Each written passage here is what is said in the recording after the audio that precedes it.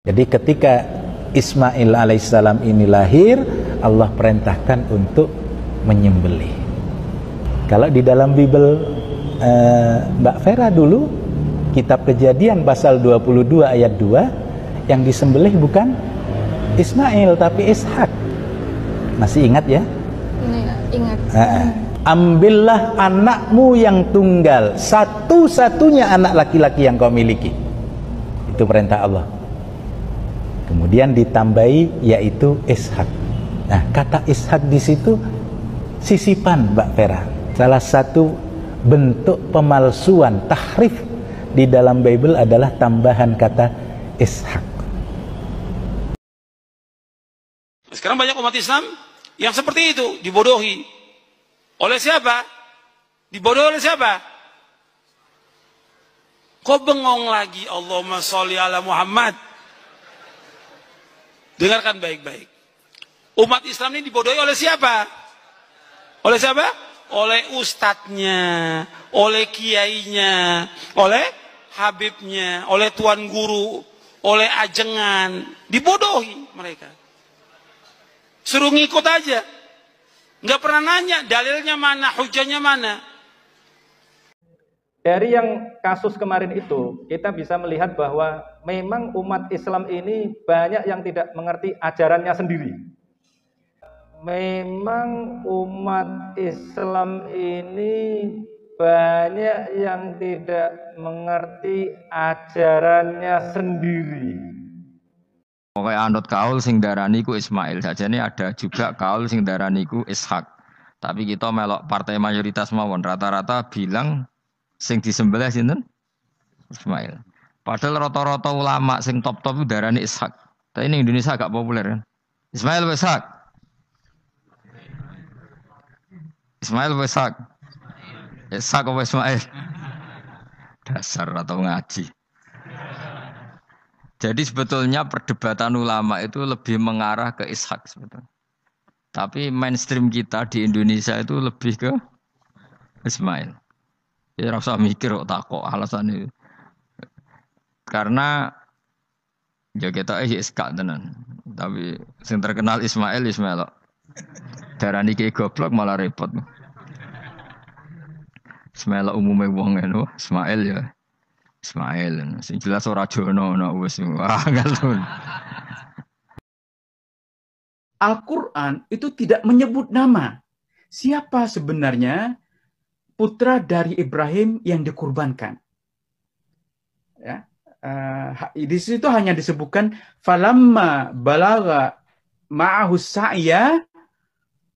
Kemudian Nabi Ibrahim mengatakan inni ara fil manam anni adbahuka fandur madza tara. Saya melihat dalam mimpi bahwa saya diperintahkan untuk menyembelih kamu anakku. Bagaimana menurut pendapatmu? Jadi tidak ada nama orang yang disembelih atau yang diperintahkan untuk disembelih.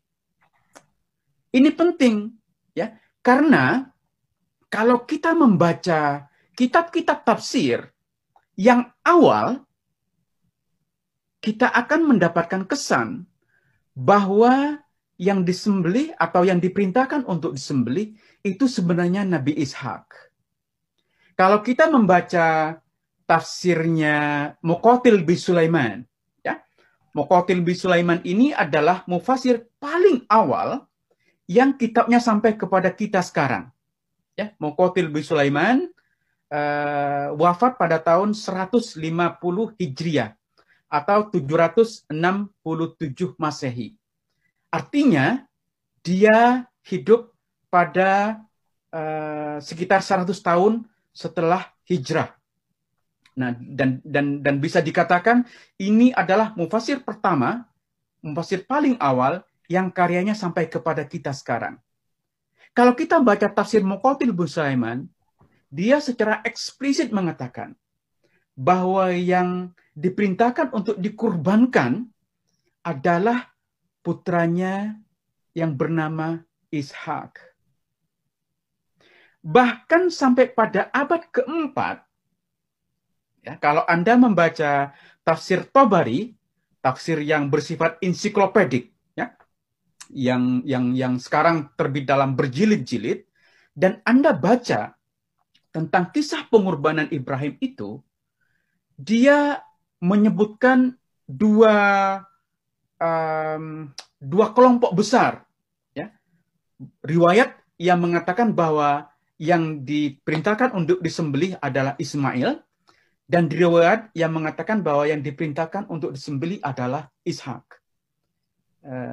Jadi saya sudah cek, ya, ada sekitar 24 riwayat yang dikutip oleh Tobari itu mengatakan bahwa yang diperintahkan untuk disembelih adalah Ismail. Dan 17 riwayat, jadi hampir 50-50, 17 riwayat dari ulama-ulama terdahulu mengatakan bahwa yang diperintahkan untuk disembelih adalah Ishak. Maksud saya adalah sampai pada periode keempat, ya, kita tahu bahwa Tobari itu wafat pada tahun 310 atau 923. Jadi pada abad ke-10 Masehi atau pada abad ke-4 Hijriah. Sampai pada abad ke-4, artinya lebih dari 300 tahun, kaum muslim itu masih berbeda pendapat. Siapa sesungguhnya yang diperintahkan untuk disembelih? Ismail atau Ishak? Itu masih 50-50. Dan menariknya, Tobari sendiri, mufasir agung yang karyanya sangat berpengaruh hingga sekarang, dia sendiri berpendapat bahwa yang diperintahkan untuk disembelih adalah Ishak, bukan Ismail. Ya, dia mengatakan, dia mengawali pandangannya itu dengan mengatakan wa aulal qaulaini, jadi wa aulal qaulaini bisawab. Jadi pendapat yang paling benar di antara dua riwayat yang berbeda ini, kemudian dia mengatakan adalah Ishak ala zahirit tanzil, menurut konteks linguistik dari bahasa Al-Quran, kata dia, maka yang diperintahkan untuk disembelih itu adalah Ishak. Dan baru pada abad ke-8 Hijriah, ya, atau abad ke-14 Masehi, pada masa Ibnu Taimiyah dan muridnya Ibnu Katsir, kemudian dikatakan bahwa yang disembelih atau diperintahkan untuk disembelih oleh Allah itu adalah Nabi Ismail. Dan siapapun yang mengatakan bahwa Ishak adalah anak Nabi Ibrahim yang diperintahkan untuk dikurbankan, mereka telah melakukan kebohongan. Jadi mufassir Ibnu Katsir itu mengatakan kizbun wa buhtan. Jadi, dan katanya orang-orang yang mengatakan bahwa Ishak yang disembelih, mereka telah mengikuti Israiliyat, dan orang-orang yang mengikuti Israiliyat itu menyimpang dari ajaran Islam.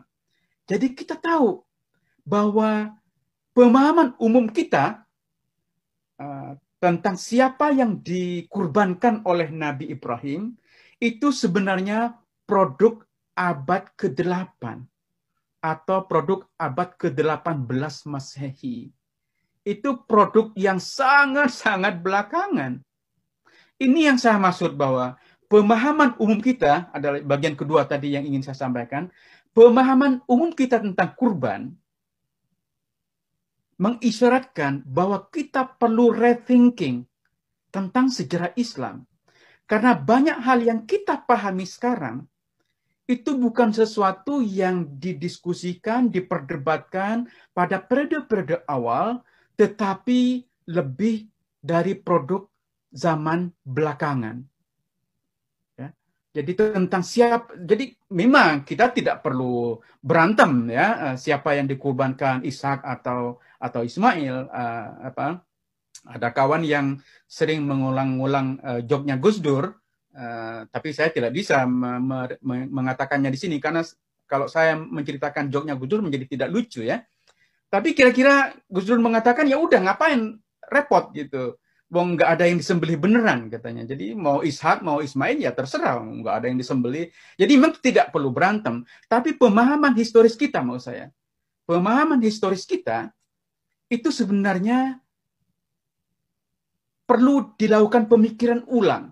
Karena kita sebenarnya lebih banyak mengikuti versi yang muncul belakangan daripada versi-versi awal.